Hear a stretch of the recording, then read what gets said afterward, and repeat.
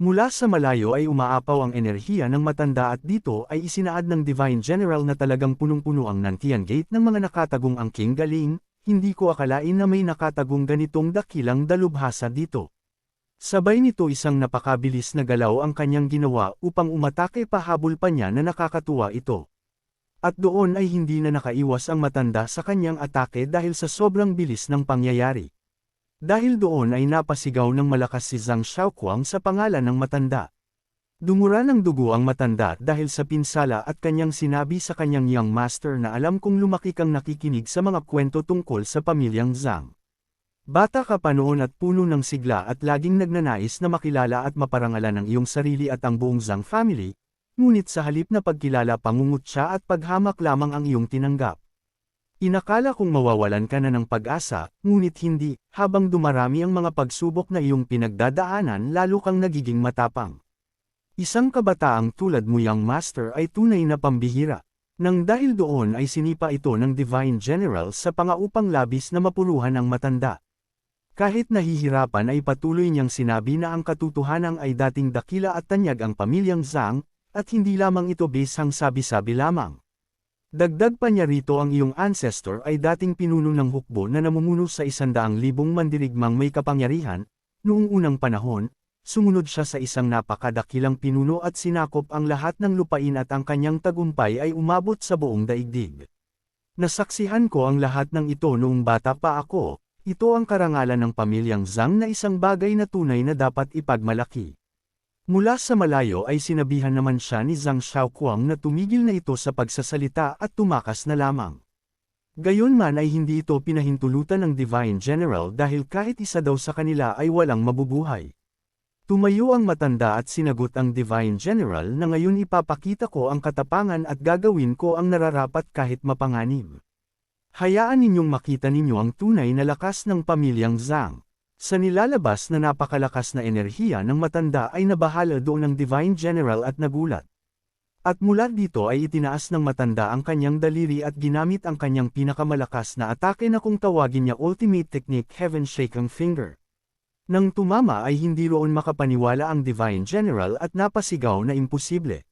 Sa nakita nila hindi ang mga ito makapaniwala sa lakas ng atake na iyon. Gayunpaman ang kapalit naman na iyon ang pagkawala ng buhay ng matanda at naging bato ang kanyang katawan habang unti-unti itong naglalaho. Dahil dito ay kaagad na lumapit si Zhang Xiaoquang at sinabi ng matanda na natapos na ang aking tungkulin, sa katotohanan ikaw ang pinakakatulad ng iyong ninuno. Umiiyak na sumagot rito si Zhang Xiaoquang na huwag ka nang magsalita. Huwag kang mamamatay. Mula ngayon susundin ko na ang lahat ng sasabihin mo at kung anuman iyon. Nais ko pang makatikim ng isdang niluto mo. Pahabol pa rito ng matanda na kita-kitang lumaki, naniniwala akong darating ang araw na ang pangalan mo ay kikilalanin sa buong daigdig at bagamat hindi na kita malulutuan pa ng isda maaari pa rin kitang tulungan sa huling pagkakataon. At isang bulang liwanag rin ang nabuo sa kanyang harapan at ito nga ang kanyang lahat na kapangyarihan. Pagkatapos ay inilipat niya ito kay Zhang Xiaoquang dahil doon ay napasigaw siya sa lakas nito. Inabsorb ito ng kanyang katawan at kasunod noon kumawala ang napakalakas na kapangyarihan sa kanyang katawan. Samantala dito ay makikitang nakaligtas pala rito ang Divine General at dahil nga iyon sa kanyang baluti. At hindi siya makapaniwala na may tao sa Nantian region na nakapatay sa kanya. Subalit hindi pa nga siya maayos na nakakabawi ng lakas ay sinunggaban na siya rito ni Zhang Xiaoquang. Gumanti naman kaagad doon ang Divine General. At mula rin dito ay hinarap ni Lord Tianxi ang iba pa at sa pamamagitan ng kanyang kapangyarihan ay doon sumasabog ang mga katawan ng mga ito. Dahil sa tindi nito ay pinangunahan ni Xiaobi ang kanyang mga kasama at hinimok na lumaban sila ng sama-sama kahit mandihado sila.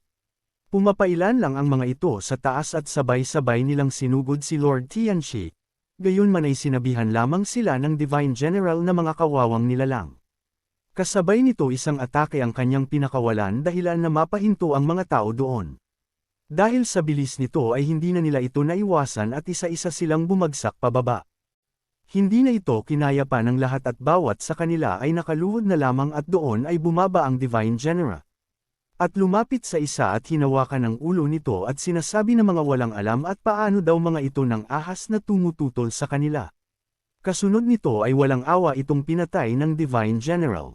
Na ganoon din naman dito ang ginagawa ni Lord Tianxi sa iba. Dahil sa agwat ng lakas at kapangyarihan ay napamura na lamang dito ang ilan at napatanong na kung dito na nga ba sila mamamatay. Nagsalita naman doon si Shabby na huwag silang mabahala gayong nandito si Mr. Ren may pag-asa pa sila. Subalit kinutya lamang ito ng Divine General na kung ano daw ang pinagsasabi nito sabay na itinuro si Ren Xing sa likod na nakakulong sa Supreme God Shield. Kasunod nito ay mabilis siyang umatake upang tapusin na si Shabby. Subalit nang inaakala niyang ganoon lang kaina si Ren Xing ay nagkakamali nga ito at doon ay sinira ni Ren Xing ang kanilang pinagmamalaki na Supreme God Shield. Na hindi naman niya ito inaasahan at natigilan na napapalingon sa kinaroroonan ni Ren Xing. Sinabihan siya ni Ren Xing na medyo natagalan ako ngunit sa huli madali lang pala itong nasira. Mula sa gilid ay napasigaw si Lord Tianxi dahil ito ay ang Divine Tool Supreme God Shield at paano niya raw ito nasira. Natawa naman rito si Shabby ay kanyang sinabi kay Ren Xing na patayin niya ang dalawang halimaw na ito. Kaagad namang kumilos na dito si Lord Tianxi at kanyang binanggit na kaming mga tagasunod ng Supreme God. Ilang taon na rin mula noong huli kaming hinamon ng ganito. Kung hindi ko kayo mapapatay mahihiya akong bumalik sa Immortal Realm. Na sinagot naman siya rito ni Ren Xing na hindi lamang kayo mahihiya kundi hindi na kayo makakabalik ng buhay pa. Kasabay nito ay ginamit muli niya ang Heavenly Emperor Fist. At doon ay buong tumama ito kay Lord Tianxi at tumilapon ang kanyang katawan. At hindi siya rito makapaniwala na talagang ang lakas ng teknik na ito at tunay nga nakarapat-dapat sa tawag na taong lumalaban sa tadhana. Sa sandaling iyon ay ginamit niya ang kanyang buong lakas na naging anyong malaking ahas at pahabol niya pasisiguraduhin kung mamamatay ka na sa pagkakataon na ito. Nang makita naman iyon nila ay labis ang kanilang takot dahil senyales lang raw ito na siya ay magiging dragon na. Nagsaad naman rito ang Divine General sa kanya dahil ang pagpatay sa taong lumalaban sa tadhana ay isang dakilang tagumpay, huwag ninyong kalimutang ibahagi sa akin ang karangalang ito. Tumugon nito huwag daw itong mag-alala. Iiwan ko siyang humihingal pa upang ikaw naman ang magparusa at pumatay sa kanya. Dahil sa paghawi ng kanyang malaking buntot ay naapektuhan doon ang mga taong nasa gilid dahilan na isa-isa silang tumilapon.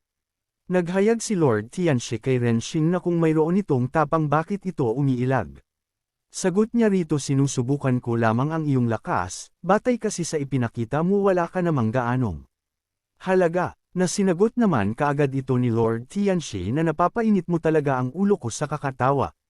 Kasunod nito ay itinaas ni Ren Xing ang kanyang kamay na tila na may tinawag na bagay. At mula sa malayo ay makikitang mabilis na lumipad ang baston na ito tungo kay Ren Xing. Nang makuha at mahawakan iyon ni Ren Xing ay napatanong roon ang Second Elder na parang pamilyar sa kanyang ang kalahating baston na iyon. Ayon sa First Elder na iyon ang Sacred Stone ng kanilang Superior Abstruse Sect. At doon ay umatake si Lord Tianxi kay Ren Xing na naiwasan naman niya ito kasabay nito ay sinunggaban ito ni Ren Xing gamit ang hawak niyang kalahating baston. Dahil doon ay napasigaw si Lord Tianxi nang tumama sa kanyang ang atake ni Ren Xing. At sinundan pa ito ni Ren Xing sa pamamagitan ng pagtalon at sinabihan na mamatay na ito. Kasunod nito ay inihampas niya ito ng napakalakas. Pagkatapos ay nasaad niya na ang baston na pambugbog sa ahas ay ginawa partikular para sa pagtalo sa lahat ng nilalang na may anyong ahas, kahit kalahati na lamang ang natitira nito napakabisa pa rin itong gamitin. Nang dahil doon ay hindi makapaniwala ang mga ito na pinatay lamang ni Ren Xing ang Supreme Envoy ng isang atake. Nagsalita ang Divine General dahil nangangahas daw talaga ito pumatay ng isang Supreme Envoy dahil dito ang buong Nantian region ay masasangkot dahil sa iyo at ang mga tao rito ay mamamatay lahat.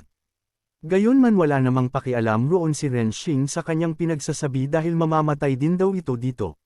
Nang dahil dito ay inilabas na rin ng Divine General ang kanyang natatagong lakas na kung tawagin na ang Giant Spirit God at doon ay lumaki ang kanyang sarili. At pinanglalanda kanya pa na ang kanyang Giant Spirit God na 10 beses na mas matibay na pananggalang at wala itong magagawa sa kanya. Napaisip mula rito si Ren Xing dahil gaya ng kanyang inaasahan ay hindi niya magagamit ang baston kapag hindi anyong ahas ang kalaban. Samantala doon ay walang awa na pinag-aapakan ng Divine General ang mga tao habang ang iba tumatakbo nagsisigaw. Tuwang-tuwa ang Divine General na kung sino ang makakapigil sa kanya. Inaakala nyo ba na kaya ninyong lumaban sa isang god? Mula sa malayo ay sinabihan sila ni Renshing bigyan nila siya ng lakas gayong dudurugin niya ang Divine General. Ginawa naman kaagad iyon ng dalawang elder at pinadaloy nila ang kanilang enerhiya kay Renshing. Gayunman sa harapan ni Renshing ay naghahanda ng ibagsak ng Divine General ang kanyang malaking kamay. Sa malayo ay ibinigay din ni Shabi ang kanyang enerhiya sa kay Renshing habang papalapit ng tumama ang malaking kamay. Nang tumama iyon kay Renshing ay nadurog ang kanyang kinatatayuan dahil sa lakas nito, kaya naman ay labis ang kanyang tuwa dito na may pangmamaliit. Gayunman sa hindi inaasahan ay nasalo ni Renshing ang kanyang malaking kamay dahilan na magulat dito ang Divine General. Subalit ang kanyang pang-ikinagulat ay ang paunti-unti na paglaki ni Renshing na kahalintulad sa kanya. Samantalang nakisabay rin dito si Fang Yunyan at si Zhang Xiaoquang na nagbibigay ng enerhiya kay Renshing. Na ganoon naman din ang lahat ng naroon. At sa sandaling iyon ay naging kapantay niya na ito at hindi naman doon makapaniwala ang Divine General at napatanong na kung mayroon din ba si Renshing ng Divine Technique. Nasinagot naman siya nito na hindi niya iyon kailangan dahil ito ang kapangyarihan ng tapat at nagkakaisang kalooban ng sangkatauhan. Dahil dito ay napanganga na lamang ang Divine General at napasabing imposible ito gayong mas malakas pa ito kaysa sa akin. Kasunod nito ay itinaas ni Renshing ang kanyang kamay dahil sinabi niya kanina na dudurugin niya ito. Nang dahil doon ay napapasigaw na lamang ang Divine General habang bumabagsak ang kamay ni Renshing. At sa puntong iyon ay talagang dinurog ito ni Renshing na animoy para lang isang langgam. Kasunod naman noon ay unti-unti nang bumabalik ang kanyang normal na katawan. Nang dahil doon ay labis ang kanilang tuwa na ang Supreme Envoy at ang Divine General ay parehong namatay na. Nakagawa tayo ng himala, natalo ng mga mahihina ang mga makapangyarihan at napatay pa nila ang Supreme Envoy. Nagsaad naman ang isa nilang kasama na huwag muna kayong magdiwang dahil sa tingin ko ay gumawa tayo ng malaking gulo at paano kung ang Supreme God na ang kanilang makakaharap. Sinagot siya rito ni Zhang Xiaoquang na mga duwag ano bang inaalala ninyo? At ano naman kung dumating pa ang Supreme God hindi natin kailangan ng God na itinuturing ang ating lahi na parang mga hayop lamang. Sinang-ayunan naman ito ni Shabi at kanyang inihayag ang kanyang angka nang siya ay susunod sa kalooban ng kanilang mga ninuno at lalaban hanggang sa huli. Maaaring totoo yan sagot naman rito ni Zir ngunit kung dumating ang Supreme God upang tayo ay patayin ano ang gagawin natin. Naitatag na ang Nantian Gate sagot naman ni Renshing kahit dumating pa mismo ang Supreme Envoy hindi nyo kailangang mag-alala. Sa susunod ikakalat ko ang aking mga aral sa buong Nantian region, at kung makukuha ninyo ang pagkakataong ito ay nakasalalay na kung ano ang inyong pasya. Samantala sa Hefan sect ay kaagad nagtungo rito si Daoist Priest Ching upang ipaalam sa sect leader ang pangyayari. Habang umiinom ng tsa ay sinabihan siyang sakto lamang ang pagdating nito kumusta ang paligsahan ng Asher Cloud, nakaramdam kasi ako ng malaking kaguluhan sa labas at kung buhay pa ba si Renshing. Nasinagot naman niya kaagad ito buhay pa si Renshing. Dahil dito ay napatanong ang sect leader na kung hindi ba naglalaban sina Renshing at ang Supreme Envoy. Nasinagot niya naman ito na naglalaban ang mga ito ngunit hindi lamang iyon ang kanyang kalaban dahil dumating din ang Divine General. Nagulat ang sect leader dahil kung gayon paano nakaligtas si Renshing. Hayagan naman niyang sinabi na pinatay ni Mr. Ren ang Supreme Envoy at ang Divine General. Na hindi naman niya ito pinaniwalaan at napatanong na kung nagbibiro pa ito sa kanya. Gayunman ay seryoso si Daoist Priest Ching na hindi siya nagbibiro, naroon pa rin ang kanilang mga katawan, sect leader nagbago na ang takbo ng mga pangyayari sa Nantian region. Samantala sa kabilang banda sa Immortal Realm na kung saan narito ang Supreme God na naglilinang at dito ay nagising na lamang ito nang maramdaman niya ang pagkawalan ng presensya nila Lord Tianxi at ang Divine General. Sinabi niyang lahat ba sila ay namatay tila nasa Nantian region ang taong iyon. Dito ay dalawang token ang nagsasabing sa kanilang pangalan Chang Wumang, Sacred Wia, lumapit kayo sa akin agad upang pag-usapan ang isang mahalagang bagay. Sagot nito si Chang Wumang at Wia ay parehong nasa panahon ng pag-iisa at pagsasanay. Sinabi niyang pareho silang abala sa kanilang pagsasanay, kung siya nga talaga ang taong iyon kailangan ko siyang lipulin habang mahina pa siya dahil kung hindi ay magdudulot siya ng walang katapusang gulo. Dagdag pa niya napakahalaga ng bagay na ito at hindi maaaring ipagpaliban kaya siya na mismo ang pupunta upang siyasatin ito. Balik sa Hyefon sect, dito ay napatanong ang sect leader na kung ito ba talaga ang maalamat na ang taong lalaban sa tadhana. At tumugon ito na hindi, dahil dito ay nagulat ang sect leader na dahil kung gayon paano mo nagawang patayin ang Supreme Envoy at ang Divine General. Ayon pa kay Renshing na ang tinatawag na taong lumalaban sa tadhana ay totoo at umiiral ngunit hindi ako iyon. Mahirap sabihin kung lilito ba siya sa panahong ito ngunit sa ngayon hindi pa siya nagpapakita dito sa Nantian region. Ang taong lumalaban sa tadhana na tinatawag ding taong pinagpala ng kapalaran ay ipinanganak na tagapagmana ng kapalaran ng buong sangkatauhan. Sila ay mga nilalang na puno ng swerte at pagpapala at likas na pinuprotektahan ng mga batas ng kalangitan. Dagdag pa niya inakala ni Sacred Spirit Juyuan at ng mga Hangul na iyon na ako ang taong lumalaban sa tadhana. Ngunit hindi, ilang di bilang na taon na akong nagpaplano at naghahanda at ang lahat ng bunga ng aking mga ginawa sa paglipas ng panahon ay naipon sa akin, kaya't nagmukha akong taong pinagpala ng kapalaran. Dahil dito ay napatanong ang sect leader na ano na ang plano nito ngayon. Ngunit sa kanyang isipan na sa ngayon mas mabuting hikayatin ko muna siyang umalis at pagkatapos ay pag-iisipan niya ang susunod na gagawin. Kasabay naman nito ay sinabi ni Renshing na sandali lang, na ipinagtataka rito ng sect leader na kung ano ito. Doon ay sinabi ni Renshing na maghihintay ako sa tinatawag ninyong Supreme God na dumating. Dahil dito ay nagulat ang sect leader dahilan matapon pa rito ang kanyang iniinom. Sa kanyang isipan na kung baliw ba ang taong ito o sadyang sobra lamang ang kanyang tiwala sa sarili. Tila ba nais niyang lumaban sa Supreme God.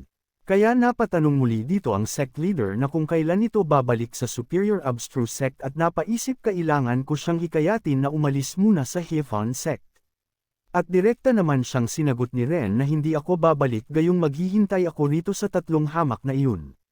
Napasigaw ang sect leader na hindi maari, napakaliit at hamak lamang ng kanilang sekta upang magkasya ang isang dakilang tao na katulad ninyo, at tumugon ito na wala akong pakialam. Dahil dito ay napaiyak na lamang rito ang sect leader gayong hindi man lang umubra ang kanyang plano. Napahawak sa ulo ang sect leader dahil napakalaki ng problemang ito. Hindi kalabisan kung sasabihin kung napakalaking gulo ang naidulot nito at natatakot siyang baka madamay pa ang kanyang sekta. Na sinagot naman siya ni Ren na kung natatakot kayong madamay maaari kayong umalis. Dahil doon ay nagulat ang sect leader at kanyang sinabi na bakit naman siya aalis gayong sekta niya ito. At sinagot siya ni Renshing na sa ngayon akin na ito. Kaya nagbiro ang sect leader na kung gayon, bakit hindi ka umakyat dito at umupo? Iaalok ko pa ba sa iyo ang aking upuan? At hindi naman ito tinanggihan ni Renshing at naglakad ito papunta sa kanyang upuan, at umupo na parang siya na talagang ang bagong sect leader ng Hyefon sect. Dahil dito ay hindi na lamang makapaniwala ang sect leader dahil talagang hindi nito itinuturing ang kanyang sarili na panauhin dito. Kaya labis dito ang kanyang galit gayon man ay pinapakalma naman siya rito ni The Whist Priest Shing dahil siya na raw ang kakausap kay Renshing. Lumapit siya at nagtanong na kung mayroon bang malalim na dahilan na kung bakit nananatili ito rito sa Hyefon sect. Dahil nagtanong ka, sasabihin ko na sa iyo, may dalawang dahilan kung bakit ako nananatili rito. Una ay para sa inyong kapakanan, ang lugar na ito ang pintuan ng pagpasok ng tinatawag ninyong Supreme God kapag bumababa siya sa daigdig na ito, dito siya unang dumarating. Kung narito ako, hindi siya maglalakas loob na gumawa ng kalokohan, kung wala naman ako dito, lilipulin at wawasakin niya ang buong sekta ng Hyefon sect. Nagsalita ang sect leader na mukhang kalabisan naman ata ito sa madaling salita. Kayo naman ang gumagawa ng mga bagay na labag sa batas at walang kinalaman dito ang kanyang sekta.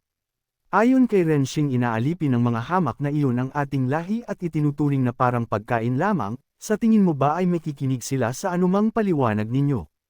At hindi naman doon nakasagot kaagad ang sect leader. Dagdag niya pa ang ikalawang dahilan ay kailangan kong hiramin ang teleportation formation ng lokasyon ng inyong sekta upang makakuha ng isang bagay mula sa labas ng rehiyong ito. Nagtataka ang sect leader at nagtanong na kung mayroon ba kaming teleportation formation na ganoon na nakakalabas ng rehiyon. Nagsalita si The Whist Priest Shing gayong hindi ko pa narinig yan at wala akong nakitang anumang talaan tungkol dyan. Kaya sinabihan sila ni Renshing na normal lamang sa mga ito na hindi iyon alam. dahil mas pamilyar ako sa lugar na ito kaysa sa inyo. Dahil dito ay wala na lamang masabi ang sect leader. Sa labas nito ay isang napakalakas na presensya ang kaagad naramdaman nila, kaya napatanong ang sect leader na kung ano ang nangyayari.